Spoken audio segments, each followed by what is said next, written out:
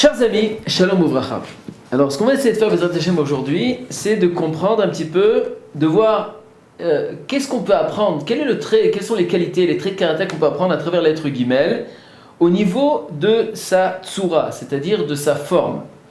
Alors, quand on regarde un petit peu la lettre Gimel, vous pouvez voir ici, on voit que la lettre Gimel ici, elle a le visage qui se projette, qui est tout en haut comme ça. Elle a un grand corps, donc si on parle d'une personne qui est très haute, qui a beaucoup de qualités. D'un autre côté, on voit qu'il a aussi deux jambes, et qu'il vient et qui court, et qui s'apprête à courir, d'accord, à apporter aux pauvres, aux dalles, la personne qui est pauvre. Et ça, c'est aussi un remez, c'est-à-dire ça se représente à travers la lettre Dalet qui vient exprimer le dal, la pauvreté, la personne qui est pauvre. Et en vérité, il y a une grande liaison entre, si on regarde un petit peu le Aleph, le Bet et le Gimel et le Dalet. Alors, on voit que le Aleph, si vous vous rappelez, on l'avait exprimé, en vérité, c'est tout ce qui exprime la grandeur, la pureté, l'entité spirituelle, etc. Et le Bet représentait cette notion de maison, de baït. Alors, ce qu'on peut voir à travers ça, on peut voir en vérité, mamash, quand on regarde un petit peu, je vais vous montrer ici, c'est très intéressant, de voir comment en vérité le Gimel est dans la lettre Bet, sort de la maison pour donner aux pauvres. Regardez ici, on voit la lettre Bet, et vient le Gimel qui est dans cette maison, qui vient pour sortir. Il s'apprête à sortir de la maison pour donner aux pauvres petits Dalet qui se trouvent ici dans le chemin. Donc on voit que le Gimel ici, elle a deux pieds, ici elle a la tête, le Beit, c'est comme une maison, et là, il y a l'ouverture de la maison, dont le Gimel sort pour donner aux Dalet. Donc déjà dans le Gimel, on voit ça représente une personne qui vient, qui sort de sa maison pour donner aux pauvres. Maintenant, ça vient en vérité, Rabotai, nous enseigner un enseignement très important. C'est que le secret qui est derrière cette lettre Gimel, c'est qu'en réalité, ça vient nous enseigner que toute chose, tout élément que Akadosh Baruch Hu t'a acquis, t'a donné la possibilité d'avoir, d'accord, tous les avoirs qu'Hachem t'a donné, que ce soit l'argent, que ce soit la parnassa, que ce soit la chokhma, que ce soit tu es un bon conseiller, tu connais du monde. Chaque qualité, chaque chose que tu vois dans le concept dans lequel que tu vis, qu'Hachem t'a apporté, la connaissance de personnes, plein de choses qu'on t'a apporté. Et si tu as la possibilité, on t'a donné une belle voix pour chanter, pour être un bon chazan, toutes les qualités qu'Hachem t'a apportées, il faut savoir comment le manifester à l'extérieur, d'apporter à l'assemblée, d'apporter au clan Israël, et à travers ça, faire ta avodat Hashem, c'est-à-dire de faire le pourquoi tu es sur terre, d'agir de façon avec beaucoup d'émouna et de hirat shamaim, et de comprendre en vérité qu'est-ce qu'Hachem il attend de moi avec ce que j'ai reçu. Et ça, c'est très important de le savoir.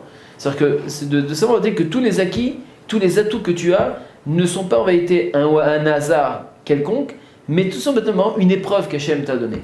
C'est-à-dire qu'en te les donnant, il veut savoir jusqu'à combien tu es capable, comment tu peux l'employer, comment tu peux l'utiliser à travers toi, tout autour de toi.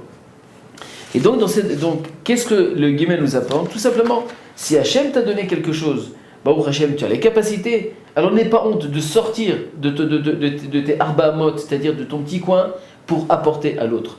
Et qui c'est? Le Dalet, c'est pas seulement d'Afka le pauvre, c'est aussi la personne qui est dans le besoin, ça peut être un besoin spirituel, un besoin moral. Toi, Baruch Hachem, tu es très intelligent, tu es psychologue, tu es très... Si quelqu'un a besoin de t'appeler pour donner un conseil, réponds au téléphone, sois présent, sois là pour donner aux autres. Donc ça veut dire qu'en vérité, ça vient englober tous les atouts, tous les acquis qu'Hachem t'a apportés.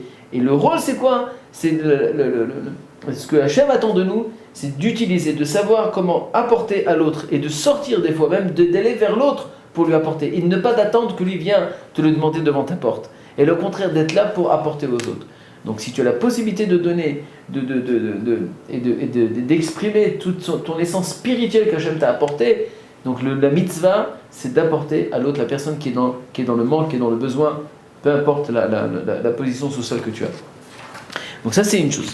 Maintenant qu'est-ce qu'on apprend aussi? On voit que dans la sourate du Gimel, on voit que c'est une personne qui est zakouf, une personne qui est comme ça, qui est haute comme ça, avec le cou comme ça, avec la tête qui est bien droite, donc si on parle d'une position sociale, et ça vient exprimer une personne qui est très très... ça peut être une personne qui est pauvre, d'accord, qui est riche, et et ça exprime aussi il a aussi beaucoup une position au niveau même spirituel. Il est très élevé, il peut être une personne qui est très élevée spirituellement par rapport à toutes les autres lettres, parce que ça montre une certaine qualité de kavod, de respect autour de toi, que tu es aimé autour de toi. Maintenant, dans la lettre Gimel, donc si on veut, on a compris que ça vient de donner cette façon d'apporter, d'apporter aux autres, d'être comme une certaine de toi pour l'autre, c'est-à-dire de recouvrir l'autre. Alors on voit une chose très intéressante, que la personne qui fait du chesed, d'accord, qu'il vient donner pour l'autre, en réalité comme si qu'il vient pour apporter un certain toit, un certain réconfort, recouvrir l'autre. Et on voit qu'une personne qui le fait de façon régulière, alors on voit que quand on met le guimel, on va encore avec un autre guimel, qu'est-ce qu'on reçoit ? On reçoit le mot en hébreu qui veut dire gag. Gag, c'est le toit.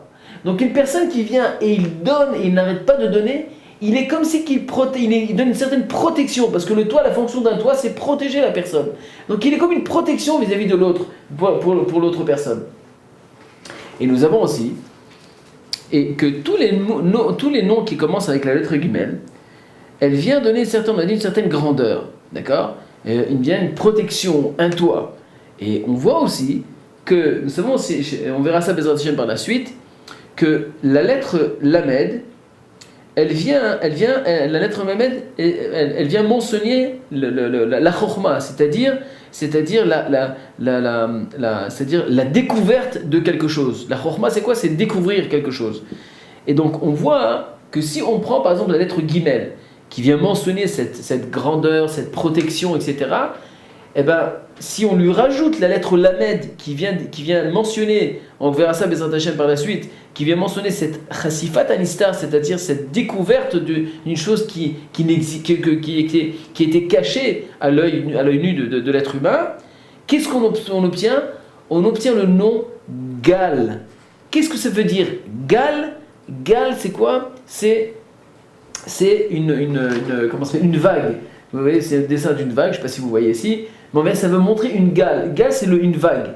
Et donc, une vague, c'est quoi ? Une vague, ça vient recouvrir, mais d'un autre côté, ça vient protéger, ça vient recouvrir et découvrir une chose qui était cachée à l'œil de l'être humain.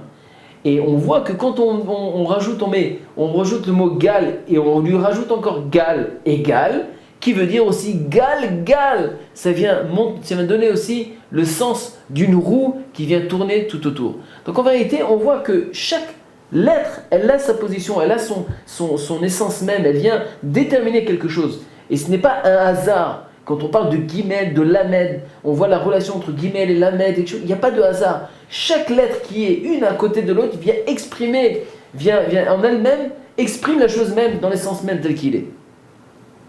Donc on verra Bezrat Hashem, maintenant avec tout ce qu'on a appris sur la lettre Gimel, de voir quelles sont les choses tous les traits de caractère qui découlent de la lettre Gimel et qu'on peut voir dans le nom d'une personne quand la lettre Gimel est mentionnée en premier dans le nom, ou alors au milieu du nom. Ça, on verra ça Bezrat Hashem la prochaine fois pour clôturer la lettre Gimel. À très bientôt.